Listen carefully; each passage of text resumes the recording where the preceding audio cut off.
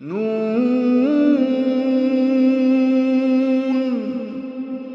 वल्क़लमि वमा यस्तुरून।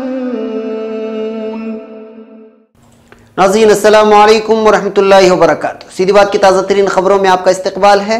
आइए सबसे पहले आज की सुर्खियों पर नजर करते हैं। मरकजी वजीर अनंत कुमार हेगड़े की कार से लारी टकराई, सड़क हादसे को बताया कत्ल का मंसूबा। सिद्धारामैया ने कहा बीजेपी की घटिया सियासत। वोट के बदले नोट लेने वाले आवाम होशियार हो जाएं। बेलगावी में 7 करोड़ नकली नोट जब्त कर लिए गए जो वोटर्स में बंटने वाले थे। व्हाट्सएप और फेसबुक पर मसरूफ रहने वाली बीवी से परेशान शोहर ने बीवी का कत्ल कर दिया। National Students Union of India के कारकुन को टिकट न मिलने से नाराज कई अरकान ने दिया कांग्रेस स्टूडेंट विंग से इस्तीफा। खातून सहाफी के रुखसार थपथपाकर तनाज़ात में फंसे तमिलनाडु के गवर्नर।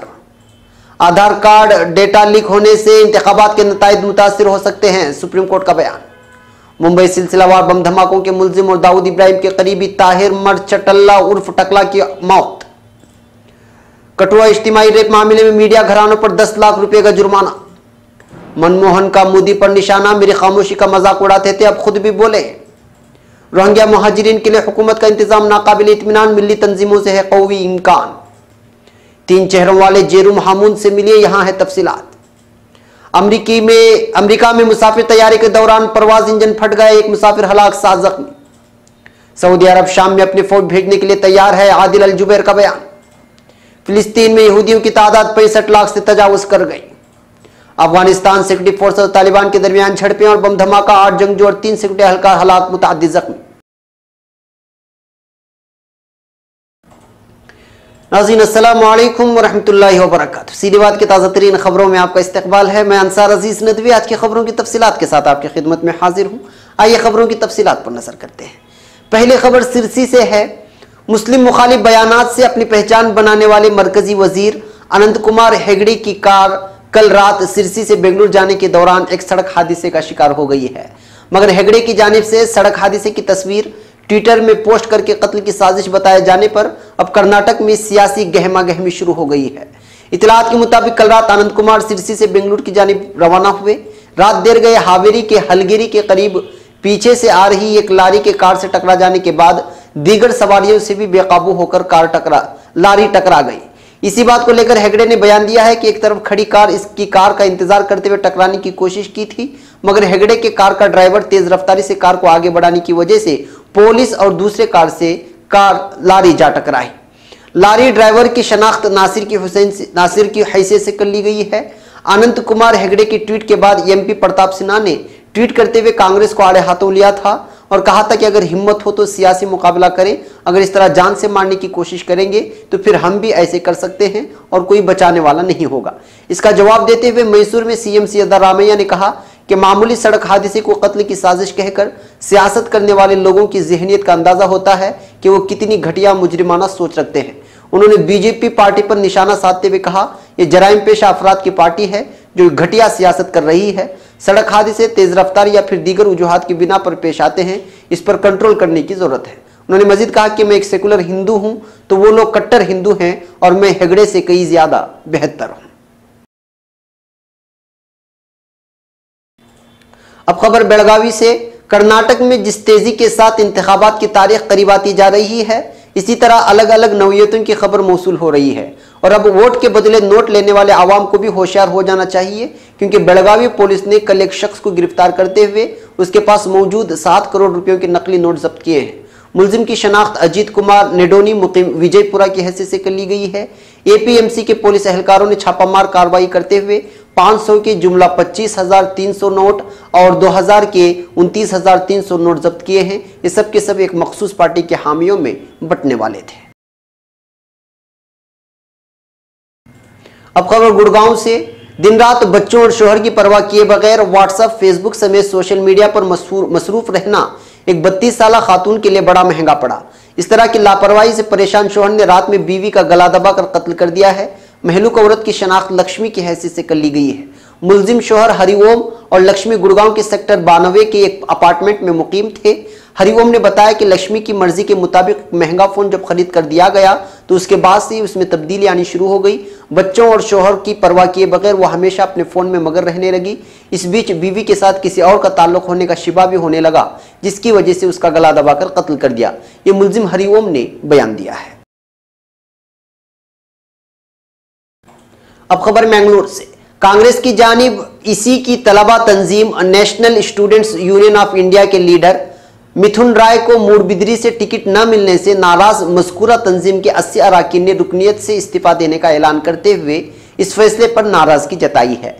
प्रेस कॉन्फ्रेंस में आज बात करते हुए रियासती जनरल सेक्रेटरी रूपेश राय ने कहा कि मिथुन ने जिला भर में तलबा में काम करते हुए तंजीम को मजबूत करने की अनथक कोशिश की है और ग्राउंड लेवल से मेहनत की है। वो तमाम तलबा के लिए एक रोल मॉडल है। उन्होंने कहा कि तमाम तलबा मिथुन के साथ हैं, वो अगला जो भी फैसला लेंगे उसी के साथ तलबा रहेंगे। कांग्रेस को अपने फैसले पर नजरसानी करनी होगी। इस मौके पर सचिन कुलाय, सुमन शेट्टी, अभिषेक उल्लाल समेत दीगर लीडरान मौजूद थे। अब खबर चेन्नई से। तमिलनाडु के गवर्नर बनवारी लाल पुरोहित एक खातून सहाफी के रुखसार को थपथपाने की वजह से तनाज़ात में फंस गए हैं। राजभवन में खातून के रुखसार को थपथपाती उनकी ये तस्वीर वायरल हो गई है। यह वाकया उस वक्त हुआ जब 78 साल गवर्नर राजभवन में भीड़भाड़ वाले प्रेस कॉन्फ्रेंस हॉल से जा रहे थे। खातून सहाफी लक्ष्मी सुब्रमण्यम दिवीक में काम करती हैं। इस वाक़े के बाद उन्होंने ट्वीट किया, मैंने प्रेस कॉन्फ्रेंस के अख्तिताम पर तमिलनाडु के गवर्नर बनवारी लाल पुरोहित से एक सवाल पूछा। उन्होंने बगैर मेरी इजाजत के मेरे रुखसार पर थपथपाया। हिज़्ब इख्तिलाफ डीएमके ने इस वाक़े को एक आईनी पोस्ट पर बैठे हुए फर्द के वक़ार के खिलाफ काम करार दिया। डीएमके के राज्यसभा रुकन किनिमुजी ने ट्वीट किया, अगर शक नहीं भी किया जाए तब भी अवामी ओहदे पर बैठे एक शख्स को इसकी इज्जत समझनी चाहिए और एक खातून सहाफ़ी के ज़ाती आज़ू को छूकर वक़ार का मुजाहरा नहीं किया या किसी भी इंसान के तय दिखाया जाने वाला एहतराम नहीं दिखाई गया। डीएम के एग्जीक्यूटिव सदर एम.के. स्टालिन ने अपने ट्विटर हैंडल पर लिखा, यह न सिर्फ बदकिस्मती की बात है बल्कि एक आईनी ओहदे पर बैठे शख्स की गलत हरकत है। अब खबर नई दिल्ली से। सुप्रीम कोर्ट ने आधार के तहत दर्ज मालूमात के महफूज होने पर सवाल खड़ा करते हुए कल कहा कि आधार का डेटा लीक होने से इंतखाबात के नताइज मुतासिर हो सकते हैं। चीफ जस्टिस दीपक मिश्रा की सदारत वाली 5 रुकनी आईनी बेंच ने मुल्क में मालूमात की हिफाजत का कानून न होने पर सवाल उठाया। बेंच ने कहा कि जब मुल्क में डेटा की हिफाजत का कानून नहीं है तो ऐसे में कहना कि लोगों का डेटा महफूज है कहां तक मुनासिब है। अदालत उज़्मा ने समाअत के दौरान आधार के डेटा का इंतखाबात में इस्तेमाल किए जाने पर तशवीश जाहिर की। आईनी बेंच के एक रुकन जस्टिस डी.वाई. चंद्रचूड़ ने कहा कि हकीकी खदशा है कि दस्तियाब आदाद शुमार किसी मुल्क के इंतखाबात के नताइज को मुतासिर कर सकते हैं और अगर वो ऐसा होता है तो क्या जमहूरियत बच पाएगी।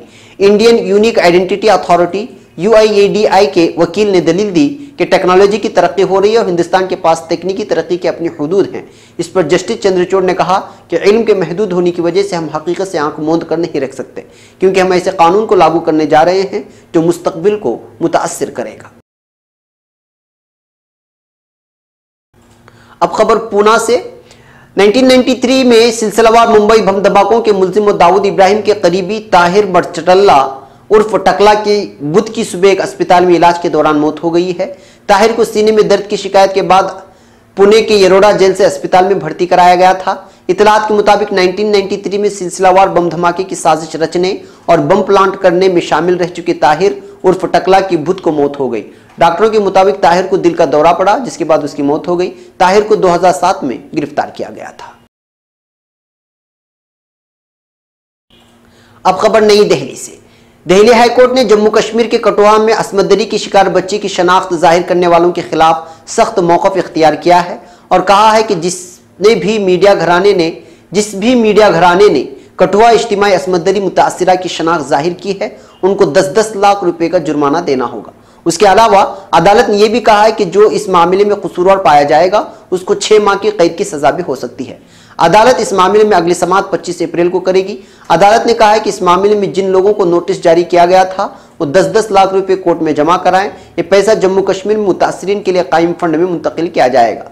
काबिल गौर है कि जम्मू कश्मीर की कठुआ में 8 साल की बच्ची के साथ इज्तिमाई रेप के बाद उसका कत्ल कर दिया गया था। इस मामले में कई मीडिया चैनल्स ने मुतासिरा की तस्वीर के साथ बच्ची का नाम भी नशर किया था।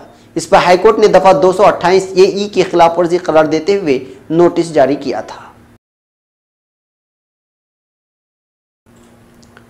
अब खबर नई दिल्ली से। साबिक वजीर आजम मनमोहन सिंह ने नरेंद्र मोदी पर निशाना लगाते हुए कहा है कि उन्हें जरूरी मसाइल पर ज्यादा बोलना चाहिए। उन्होंने ये भी कहा कि पीएम मोदी को वही सलाह माननी चाहिए जो किसी दौरे में वो मुझे देते थे। कठुआ में 8 साल की बच्ची से रेप और उन्नाव में हुई असमदरी के वाकये पर पीएम की खामोशी को देखते हुए साबिक वजीर आजम ने ये बातें कही। अंग्रेजी अखबार इंडियन एक्सप्रेस को दिए इंटरव्यू में मनमोहन सिंह ने कहा, मुझे खुशी है कि वजीर आजम मोदी ने आखिरकार खामोशी तोड़ी। मुझे लगता है कि पीएम को अपनी सलाह माननी चाहिए। मीडिया के जरिए मुझे जानकारी मिली थी कि कम बोलने पर वो मेरी तनकीद करते हैं। मुझे लगता है कि जो सलाह उन्होंने मुझे दी थी वही उन्हें फॉलो करनी चाहिए। नाज़रीन, अब खबर नई दिल्ली से। जामिया नगर के शाहीन बाग से मुत्तसिल कालंदीगंज इलाके में रोहिंग्या कैंप में आग लगने के सबब बेघर हुए रोहिंग्या मुहाजिरीन की हालत जार इंतहाई अफसोसनाक है। मुतासरीन की बाज़ाबादकारी के लिए हुकूमत ने भी 5 दिनों के लिए कैंप लगाया है, लेकिन कैंपों की हालत बहुत बेहतर नहीं है। अब देखना यह है कि अब कोई मुनासिब और ठोस इक़दाम किए जाएंगे या फिर ज़बानी जमा खर्च के जरिए ही मुतासरीन एक दूसरे की तरफ उम्मीद भरी नज़रों से देखते रहेंगे। हफ्ते की शब हुई आतिशदगी के बाद दिल्ली सरकार ने 5 दिनों के लिए आरजी कैंप बना दिया है, लेकिन 2 दिन के बाद ये मुद्दत भी पूरी हो जाएगी और फिर वो बेघर हो सकते हैं। अब सवाल ये पैदा होता है कि इस सिलसिले में दिल्ली सरकार ने जो इंतजाम किए हैं 5 दिनों के बाद फिर वो पल्ला झाड़ लेंगे या उनकी बाज़ाबादकारी तक कोई ठोस इक़दाम किए जाएंगे। यहाँ ज़कात फाउंडेशन और जमीयत उलमा हिंद की टीमें रोहिंग्या मुहाजिरीन के बाज़ाबादकारी के काम में सरगर्म हैं। उनका कहना है कि दिल्ली सरकार जब अपना कैंप हटाएगी उसके फ़ौरन बाद हम उनकी राहत रसानी का काम शुरू कर देंगे। साथ ही जमात इस्लामी हिंद ने भी ताउन करने की पेशकश की है। अगर हम दिल्ली हुकूमत के जरिए किए गए इंतजाम की बात करें तो रोहिंग्या मुहाजिरीन के लिए नाकाफ़ी है। उनके लिए जो टेंट लगाए गए हैं, गर्मी की शिद्दत को देखते हुए वहाँ चंद घंटे गुजार पाना बहुत मुश्किल है। रोहिंग्या मुहाजिरीन के लिए जो इंतजाम किए गए हैं वो इंतहाई नाकिस हैं। आरजी कैंप का दौरा किया है, जहाँ पर मुतासरीन इंतहाई परेशान नजर आ रहे थे। खवातीन और बच्चों का गर्मी से बुरा हाल था।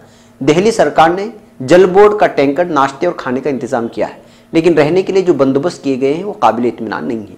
छोटी छोटी जगहों पर कई अफराद दिन और रात गुजार रहे हैं, जबकि उनकी बाज़ाबादकारी के लिए 25-25 हज़ार रुपये का ऐलान किया गया है, लेकिन वो भी अभी तक नहीं मिल सका है और जल्द मिलने का कोई इम्कान भी नजर नहीं आ रहा। अब खबर तिब्बी शोबे से है। आप जरा तसव्वुर करें कि जिंदगी में आपको 3 मुख्तलिफ चेहरों के साथ जिंदगी गुजारनी पड़े तो कैसा लगेगा। फ्रांस से ताल्लुक़ रखने वाले जेरोम हामून हकीकी तौर पर 3 चेहरों के साथ इस दुनिया में जिंदगी गुजार रहे हैं। उन्हें 3 मुख्तलिफ चेहरों की वजह से 3 चेहरा शख्स भी कहा जाता है। वो दुनिया के वाहिद इंसान हैं जो अपने चेहरे की 2 बार सर्जरी करा चुके हैं। अल अरबिया के मुताबिक 43 साला जेरोम हामून इस वक्त अपने तीसरे चेहरे के साथ हैं। उन्होंने अपने चेहरे की पहली सर्जरी जुलाई 2010 ईस्वी में कराई थी। ये उसकी उस वक्त पूरे चेहरे की पहली सर्जरी थी और उसका एहतिमाम पेरिस से बाहर किया गया। इसी साल 2010 में जेरोम हामून को नज़ला ज़ुकाम का इलाज करना पड़ा, जिसमें दी जाने वाली एंटीबायोटिक अद्वियात इम्यूनिटी के इलाज से मुताबकत नहीं रखती थी और इन अद्वियात ने उसके जिस्म पर मनफी असरात मुरतब किए। सन 2010 में उसका चेहरा ख़राब होना शुरू हुआ और इन अद्वियात के असरात उसके चेहरे पर ज़ाहिर होने लगे। बिलाखिर डॉक्टरों को नवंबर 2016 को माहून के चेहरे की एक और सर्जरी करना पड़ी। जेरोम हामून एक ऐसी जिन्नियाती तब्दीली का शिकार हुए जिसके नतीजे में चेहरे पर ख़तरनाक ट्यूमर पैदा हुए और उन्होंने चेहरे की शक्ल बिगाड़ ली। वो एक अस्पताल में बगैर चेहरे के 2 माह तक रहे, यहाँ तक कि एक शख्स ने अपना चेहरा अतिया किया और उसके दूसरे चेहरे की पैबंदकारी की गई। 3 माह कबल होने वाली सर्जरी के बाद वो अभी तक इलाज के अमल से गुजर रहा है। उसका कहना है कि वो जल्द ही एक नए चेहरे के साथ सामने आएगा। अब खबर अमेरिका से। अमेरिका में एक मुसाफिर तैयारी के दौरान परवाज इंजन फट जाने के नतीजे में एक मुसाफिर हलाक और 7 जख्मी हो गए। अमेरिकी हुकाम का कहना है कि साउथ वेस्ट एयरलाइन की फ्लाइट 1380 ने फिलाडेल्फिया में इस वक्त हंगामी लैंडिंग की जब दौरान परवाज इंजन फट जाने के बाद उसकी एक परों और एक खिड़की को नुकसान पहुंचा। ये परवाज न्यूयॉर्क से डलास जा रही थी और इस पर 143 मुसाफिरों के अलावा अमले के 5 अरकान सवार थे। अमेरिकी फेडरल एविएशन इंतजामिया ने हादसे की तहकीकात का आगाज कर दिया है। National transport safety board NTSB का कहना है कि वो इंजन के खराब होने के नतीजे में एक हलाकत के बारे में आगाह हैं, जबकि NTSB के चेयरमैन रॉबर्ट स्मार्ट का कहना है कि तैयारे में नस्ब CMF-56 इंजन बड़े पैमाने पर कमर्शियल जहाज़ों में इस्तेमाल हो रहा है। फिलाडेल्फिया के फायर कमिश्नर एडम थेल ने न्यूज़ कॉन्फ्रेंस में बताया कि मामूल जख्मी होने वाले 7 मुसाफिरों को मौके पर ही इब्तिदाई तिब्बी इमदाद दी गई थी। अब खबर सऊदी अरब से। खबर के मुताबिक सऊदी अरब ने गुज़िश्ता रोज एक मरतबा फिर कहा है कि रियाज हुकूमत अमरीकी क़यादत में शाम में इस्तेहकाम के लिए अपने फौजी भेजने पर आमादा है। सऊदी वजीर खारिजा आदिल अल जुबैर ने कहा कि इस मौजू पर शामी तनाज़े के आगाज से अमरीका के साथ बातचीत की जा रही है। रियाज में अक़वाम मुत्तहिदा के सेक्रेटरी जनरल एंटोनियो गुटेरेस के साथ एक मुश्तरका प्रेस कॉन्फ्रेंस में अल जुबैर का कहना था कि अगर अमरीका अपने फौजी शाम में तैनात करता है तो सऊदी अरब दीगर ममालिक के साथ मिलकर अपने फौज की तैनाती के लिए तैयार होगा। अब खबर फिलिस्तीन से। फिलिस्तीन में यहूदियों की तादाद 65 लाख से तजावुज़ कर गई है। इसराइल के मरकजी इदारा शुमारियात की तरफ से जारी की गई रिपोर्ट में मुल्क की कुल आबादी के आदाद शुमार जारी किए गए हैं। रिपोर्ट में बताया गया है कि सिहूनी रियासत की कुल आबादी 88,40,000 है, जब इनमें से यहूदियों की तादाद 65,89,000 है। यहूदी कुल आबादी का 74.5% है। रिपोर्ट फिलिस्तीन में सिहूनी रियासत के क़याम के मौके पर जारी की गई है। सिहूनी रियासत 15 मई को यौम आज़ादी के तौर पर मनाती है और उसे कौमी दिन करार दिया जाता है। रिपोर्ट में बताया गया है कि अंदरून फिलिस्तीन में 18,49,000 अफराद आबाद हैं। इनमें फिलिस्तीनी अरब भी शामिल हैं जो इसराइल की कुल आबादी का 20% है।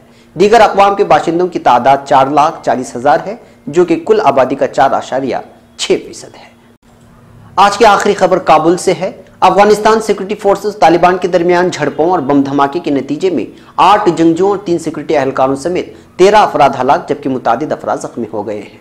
गैर मुल्की खबर रसां इदारे के मुताबिक अफगान सूबे फारियाब के तर्जुमान ने बताया कि सिक्योरिटी फोर्स और तालिबान के दरमियान सूबे फारियाब में शदीद झड़प हुई जिसके नतीजे में 8 तालिबान और 3 सिक्योरिटी एहलकार हलाक जबकि 6 अफराद जख्मी हो गए हैं।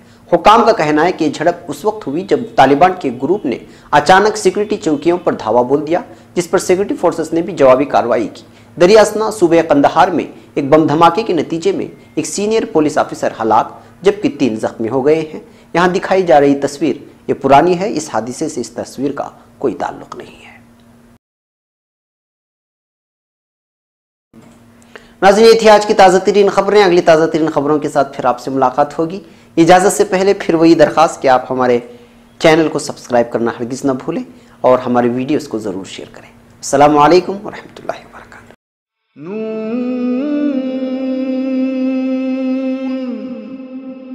वल क़लमि वमा यस्तूरून।